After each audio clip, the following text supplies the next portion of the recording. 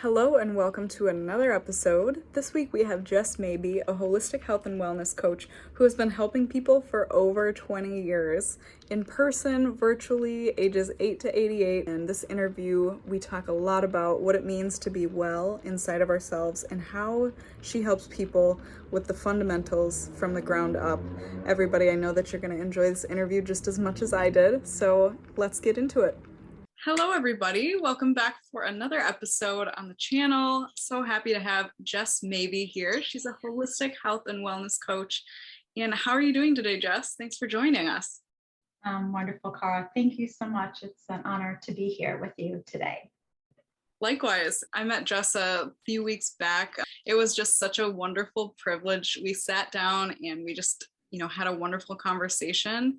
And me being a health and wellness coach, I was just so curious about you and how you've been helping people for 20 plus years in their health in a similar way to, I'm a health and wellness coach as well. So we have a different mission than a lot of the healthcare industry. And we kind of focus on helping people in a different way. And so whenever I can meet somebody like that, it always lights me up and it sticks out and it just makes me feel so connected to my purpose. So it's just a blessing to have you here. And I'm glad that we're having this conversation. But just could you tell us a little bit about you and how you help others? Definitely. So currently I am a Czech practitioner, which is a corrective health, exercise, kinesiology, holistic practitioner. As you mentioned, I have been coaching clients for 26 years. And it started off as being a personal trainer. And then as I evolved and learned that there's more to being healthy and well, mind, body, spirit, and heart, I expanded the business to serve others, to help them to be well from the inside out. So it's truly the whole approach of having somebody approach their well-being so that they're good in mind, body, spirit, heart, and all else. That's so beautiful. I know that I needed that when I was at my sickest, and I had to search really hard to find that. So what does your business look like, and how do people find you as they're looking for somebody to help them? Sure. So most people, since I've been in the area in the Tampa Bay area in Florida, people nowadays, it's truly a lot by word of mouth, just because of families and partners and getting referrals from the people that I've served. People come that way, and do have a physical location in Palm Harbor. And I do also coach people around the States and other countries through Zoom and video and phone calls, so that it's not limited just to the place that I am. So it really gets to serve the community and have them be well on everything from nutrition to movement to meditation to breath work, hydration, sleep. I mean, everything is a part of the holistic approach. Absolutely. Completely agree with that. So when people are finding you, what do you notice, or what kind of conditions or symptoms, struggles, what are people coming to you for help with? Sure, so many, Cara. There a lot of people come to me as almost their last resort sometimes. They've had so much failures or less than satisfied results when they've gone to the medical side of things, of having people help them.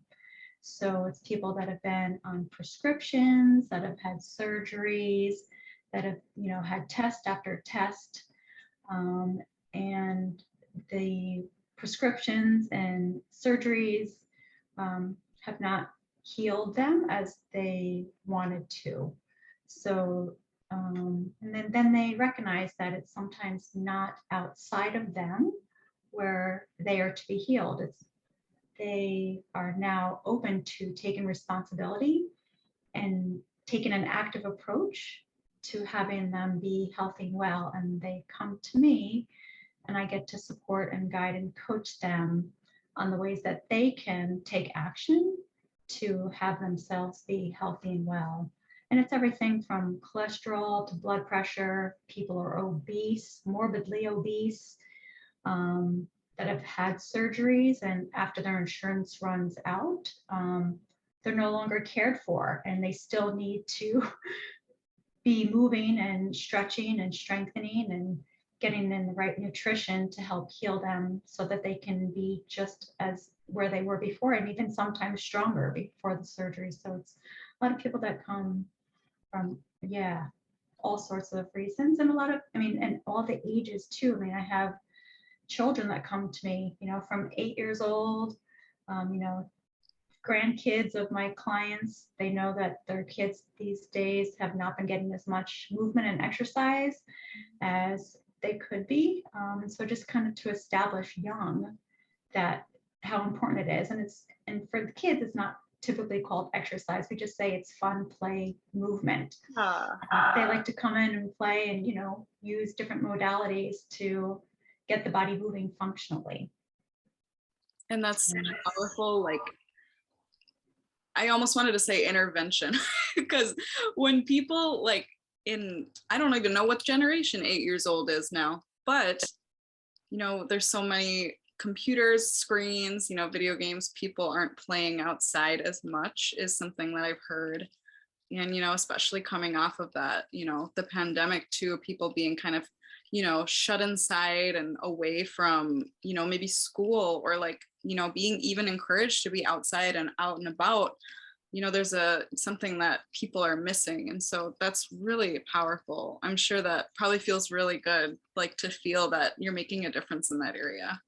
Yes, it's tremendous. And the kids that I see, from 8 years old and sometimes into their teens, the transitions, you see it in their confidence, their self-esteem, the way they are able, to feel, be around grown-ups, just like a whole social transformation that happens just because they're moving their bodies and feeling strong from the inside to the outside, because that's what they're building. Yeah, you mentioned confidence and what movement and exercise can do for a person when they're engaging in that, and how it can actually connect them to other people, which is another need that we have. That brings me to ask you, when you were growing up, how did that really influence how these things are important to you today, and how did that influence your career and your purpose? Yeah, awesome. So my upbringing, I'm so grateful to my childhood and upbringing. I grew up in upstate New York, and I lived on 200 acres. So my childhood was spent mostly outside. I got to appreciate nature, exploring, natural movement. And my father built the home that I grew up in, so he also installed a tennis court in our backyard. So we had a tennis court and a pool. So we were constantly outside, just playing tennis, riding our bicycles, swimming in the pool. My parents had a garden in our backyard. So talking about nourishment from a very young age, I knew foods that were clean. My parents used the soils that were just in the backyards and never sprayed anything, no pesticides, herbicides, any kind of sides that kills anything. They just grew naturally the food, and that's what I got to be raised on. And gratefully, both of my parents were very health conscientious. My dad, at the time in the early 70s, he was working at a health food store, which wasn't a popular thing then. Nowadays, gratefully, we are surrounded by so many options to find healthy food. Yet he really was in it in the beginning of time when organic really even wasn't a word. It was just wholesome, clean food. And at the time too, my mom was also very health conscientious. She was a part of a local co-op, so we would get foods that were locally sourced and from providers nearby. So it's always in a home that really focused on quality foods just by living in it. It really wasn't even a conversation, yet I just knew when I went to my friend's house and there were other types of foods, it was different than what we had, yet it wasn't anything to be ashamed of or guilty of, when I went over there to eat, because I always knew coming back home, we would have our nourishing foods. So from a very early age, I had nourishment and quality foods. instilled in me. And then on the movement end, how I got into being so passionate about coaching others in movements and exercises is I started gymnastics at the age of 3. So that really just inspired my interest in moving the body. And from there through high school, I continued in other athletics. When I graduated, joined a gym at 19, connected with one of the trainers at that gym. And 2 years later, at the age of 21, I got my personal training certification because I saw the influence he had on me with the movement, the quality of movement, and the nutrition education that he shared with me. I knew that it was something that I wanted to share with others because it made such an impact on my self-esteem, even more so, and the way that my body transformed, how I felt so strong inside, outside. And then furthering after that, I went to college and graduated with my wellness leadership degree from USF, and then had an opportunity to start a business a year after college. So got to start coaching clients out of a chiropractic facility. And from there, it's been growing. And the last part was that I got to attend a Paul Chek seminar. And he is the gentleman that I currently have my certification through, the Chek Academy. He is the one that opened my heart to not just the personal training end of helping and healing people, yet the nutrition end, the spiritual end, the meditation end, being well inside with your thoughts. And so that's been the journey. Education, growing up on the land that I got to appreciate nature and quiet, and just the passion has always been within. And it really just evolved that I have now been able to serve so many people, to have them also take responsibility for their health and love them through their journey, wherever they are, whenever they show up to me, if they're 8 or 88, I'm there to show them that it's possible to have their lives be better from the day it was before. I really love that. It was beautiful to just experience you describing how your childhood and just your adolescence going into, gymnastics and being in that space where your parents provided that nourishing type of food, and just how that influenced how your passions kind of unfolded for you. And honestly, it's like brought you down this path of like incredible purpose. But I know it always hasn't been easy. I think that, you and I had a conversation about, in your 20s, you went through some difficulties with a menstrual cycle. Would you talk with us a little bit about that? Sure. Yeah. Through most of my 20s, I did not have my period. I know it's called amenorrhea, and it's very common with women. A lot of athletes, a lot of gymnasts, a lot of track athletes. When your body fat is so low, you lose your period, your menstrual cycle. And part of that is because our estrogen is stored in our fat cells. So when your estrogen levels are so low, or because your body fat is so low, it disrupts your menstrual cycle. So part of that, the reason why that occurred on my end, is now reflecting back. I didn't understand it at the time. Sure. In my early 20s. Now I understand. The first 2 parts was part of my training intensity and part of my nourishment, or shall I say, lack of nourishment. So I was on a path of very lean food.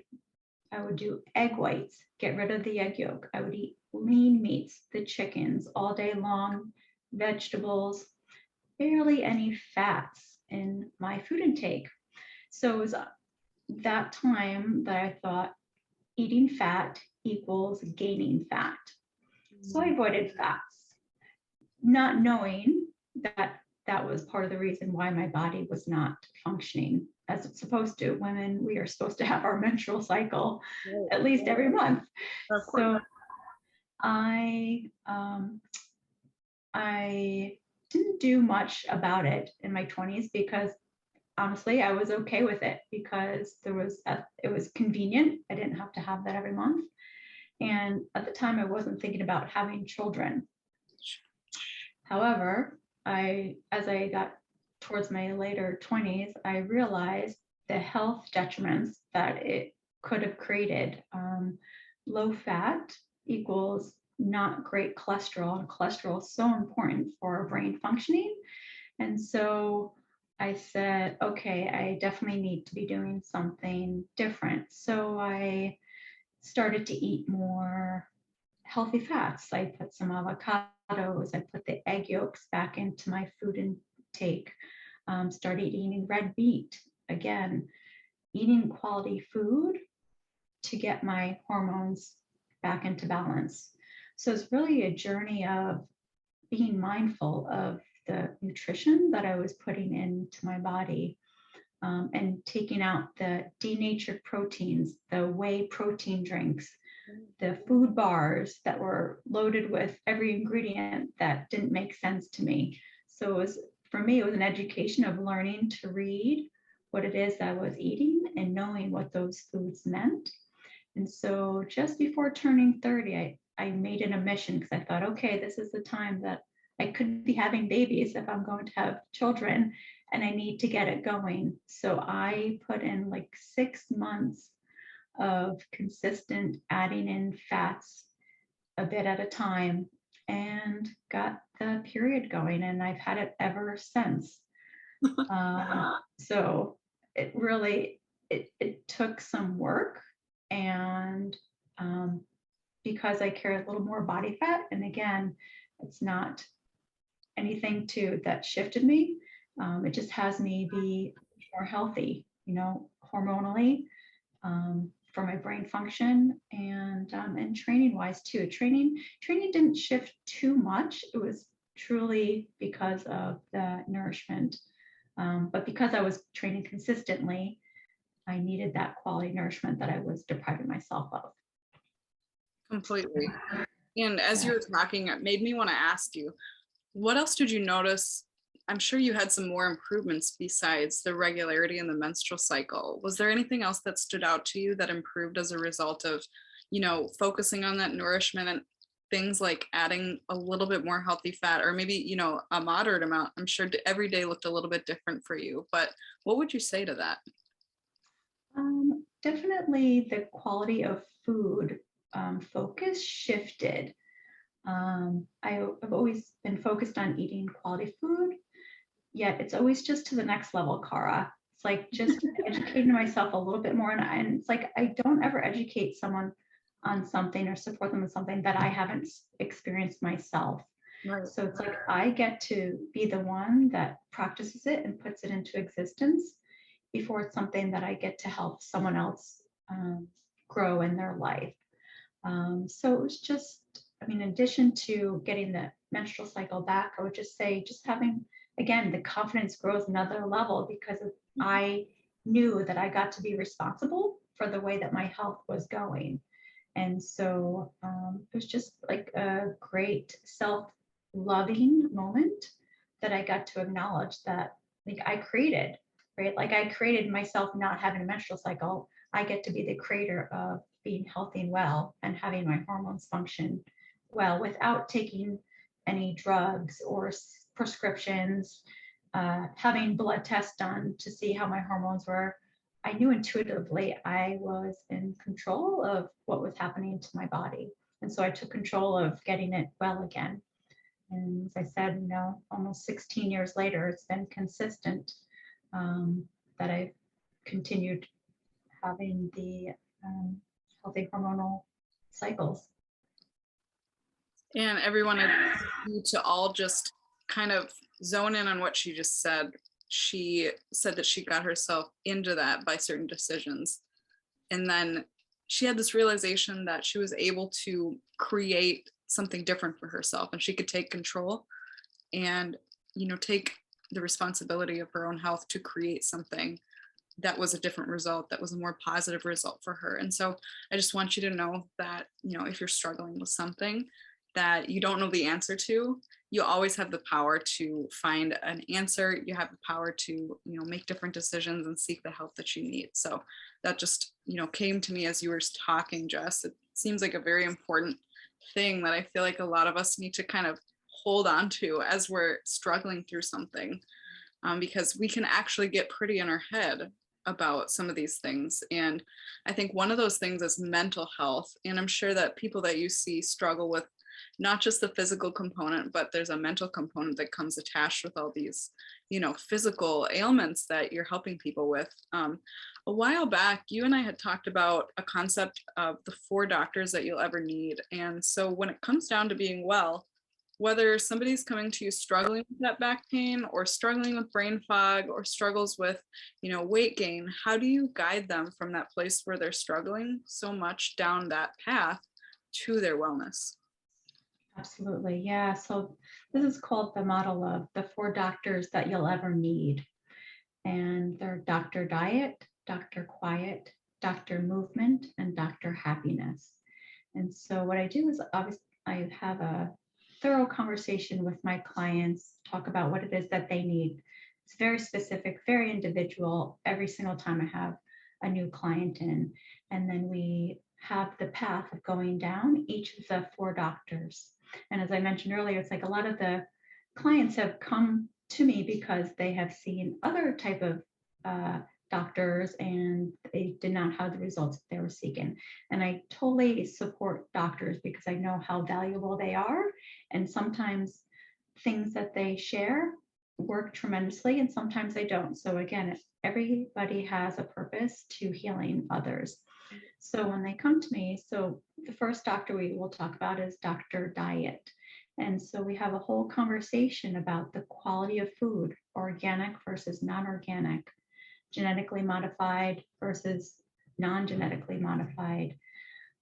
Metabolic typing is a questionnaire that I will give to every single one of my clients. So we are all a different metabolic type. We're either a protein type, a carbohydrate type, or a mixed type. And so food that may serve you, Cara, may not serve me. And so, as you know, Eskimos and Indians ate a totally different diet, yet they both flourished while they were living. So depending on where you come from, depends on the foods that are going to serve you best. So it's always an individual food program that I will always coach clients on. So nourishment from there. And then I also talk about hydration, getting in quality water, how much quality water and other beverages that are going to be the most valuable to someone's well-being. And hydration is one of the best things for people that have joint pain, back pain, are constipated. I mean, every little bit of, aches, people that are tired, people that have cravings. So hydration is a huge conversation under the Dr. Diet section. Dr. Quiet is a huge part. You and I were just talking about that, how we have so much chatter in our head that we sometimes are not able to decipher what it is that is really going to serve us best. So I get to support clients in actually having quiet moments because we constantly have things going on in our head. And Deepak Chopra mentioned one time that each of us have approximately 90,000 thoughts a day. And he says about 90% of them do not serve us. So right? So we all have this internal dialogue that goes on and it doesn't serve us. So what serves us is by quieting that mind. So I guide others on meditation, breath work, qigong, tai chi, working in. So things that have you quiet the mind and so that you can be present in your heart and really hear the truth. Because inside our heads, we just make stories up, we go on tangents, and we're just not expressing ourselves as to the best way. So Dr. Quiet is the second doctor. Dr. movement is the third component. And so movement comes in so many different forms. It's not just exercise, it's also appropriate stretching, and things like that. So I always assess my clients and see where they are before I even start with them on an exercise program. And there's a difference between the doctor movement. It includes working out and working in. So working out, you're working out, you're expending energy, you're letting go of stress and things like that, which is awesome. Yet we have to replenish that by working in. And those are things like doing slow movements, maybe not as heavy, intense. If you think about it, the way that I always describe it is that when you have a bank account and you spend your money, that's like working out. You're letting things out, right? You always are spending money out of your bank account. But when that money is not in the bank account, you are tapped out. So when you work out, you're tapped out. So you have to do something to get that energy, cultivate that energy back within you, just like you'd have to get that money back into the bank by doing something, adding more in there, depositing in there. So I teach the difference between, for the doctor movement, it's not always heavy, intense exercises. It's always independent of how the person needs to move to best serve them. And then the fourth doctor is Doctor Happiness. And that comes down to making time to know what your legacy is here. Ooh. To discover Shivers why, yeah, right? Like, why are we here? What is our purpose? And are we living that? And so many people, they don't know. And can you imagine living a life where you don't know what you're doing and why you're here? Actually, yes, because that was a big problem for me when I was so sick. And I've talked to other people that I think that you and I also talked about this too when we first met, is that, if you have no idea, like if you're so distracted by your sickness and what you're going through, a lot of times you don't get to know who you are because you're so wrapped up in that, like, I'm coping with this way. For me, it was disordered eating. I was coping with that stress. So, I just completely, this is so important. But yeah. Yeah, and so part of that, so because so many people, after I ask them, it's like, what is your legacy? What are you here to do for? And they don't have an answer. I'll then ask, what is it that you don't want in your life? So we get to talk about what they don't want in their life. For you, possibly it could have been that you didn't want to have this feeling anymore. You wanted to be more in control of how you felt, how the foods were impacting you. So we would write down everything that is that you don't want in your life for the person that I'm coaching. And then from there, we find a way to take action so those things do not happen in your life or continue to happen if they're currently happening. So those are the four doctors: Dr. Diet, Dr. Quiet, Dr. Movement, and Dr. Happiness. And for whatever people come to me for, typically, if we get to focus on each of those foundational principles, people can transform their lives and literally, days of just being mindful of putting some of those things into practice. this is so incredibly powerful. Like going through a lot of these in my own recovery and, in my integrative training and practice as well, we do something very similar called the circle of life. And we reference primary food and it overlaps with the four doctors. And so it's just a really incredible thing that you bring up with every single person that you take on and that you have space for in their recovery journey, because it doesn't just focus on, okay, let's get your, cholesterol back into a healthy range. It's much more deep than that. And it's so layered, and it's amazing that it's layered because we're like complex beings and we're so intricate, and all of us are different from one another too. And so it's so beautiful, but it requires, I think, sometimes coming to the end of your rope sometimes to discover this. And I'm sure that's where a lot of people are when they come and say, Jess, I need you. And I found the same as well for my clients. They run out of answers. And I hope that one day it doesn't have to be like that.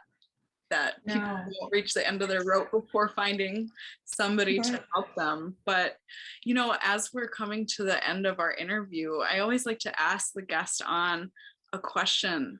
And that is, what is something that the listeners today could take away into their everyday life that you feel like would help them the most? Yeah, and you just touched base on it a little bit. It's like there's so many professionals out there open to helping and coaching and loving others. So my one suggestion is to find accountability. So hire a professional, hire a coach. When you have an investment in someone and someone is there for you to love you and to support you, and you know that you can trust them and you trust yourself with that person, you are ready to heal. Right. And I don't suggest having that accountability person be your partner, your closest friends, parents, because they're always going to have a different way with you than someone that's not attached to you, not loving you, just that they get to see you for your entire beauty, for who you are, because they can be there for you. And having that person to be accountable to. I mean, I have clients that will text me every day their food journals until they don't need to anymore, because they need that someone to be checking in with.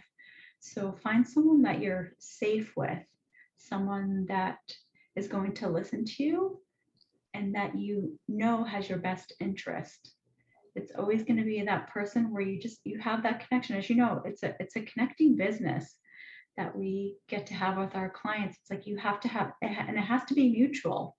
You have to have that connection with your client just as much as they need it with you, for you to have that relationship, and so that they can show up for you as you are always going to be there to show up for them, as I do with my clients as well. So I say accountability.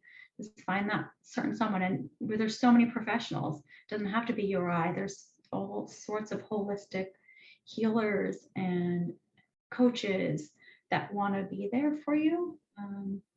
And so that's, yeah, my suggestion. I always have a coach, Cara. I have coaches right now that I'm accountable to.